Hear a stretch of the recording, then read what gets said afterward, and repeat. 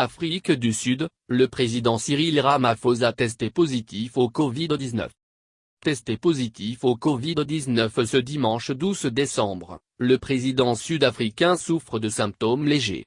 Le matin même, Cyril Ramaphosa, 69 ans, prononçait un discours en présence d'environ 200 personnes dans une église du Cap pour rendre hommage à l'ancien président, Frédéric de Klerk. Sa contamination intervient au moment où l'Afrique du Sud fait face à une quatrième vague épidémique alimentée par le variant Omicron. Son discours en hommage à Frédéric de Klerk, devant quelques centaines de spectateurs dimanche 12 décembre, avait été interrompu par de la toux. Dans la soirée, la présidence sud-africaine a révélé que Cyril Ramaphosa avait été testé positif au Covid-19. Il avait commencé à se sentir mal en quittant la cérémonie. La présidence conseille aux personnes qui ont été en contact avec lui de surveiller leur santé et de se faire tester. Dans un communiqué, le président Ramaphosa dit vouloir que son infection serve d'alerte pour inciter les gens à rester vigilants. De retour d'une tournée dans 4 pays africains.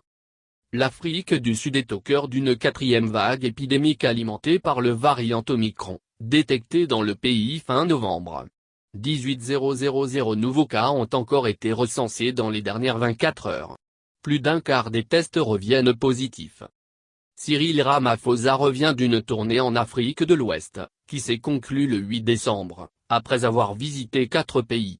À cette occasion, il avait été testé plusieurs fois. Aucune infection n'avait été relevée. Le chef de l'État rappelle qu'il est vacciné et que ses concitoyens devraient en faire autant. Seulement 37% de la population adulte est vaccinée.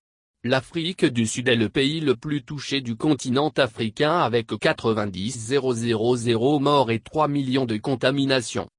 Le président, en poste depuis 2018 et réélu en 2019, dit avoir le moral et être surveillé par les médecins de l'armée sud-africaine. À l'isolement, il délègue les rênes du pouvoir à son vice-président, David Mabuza.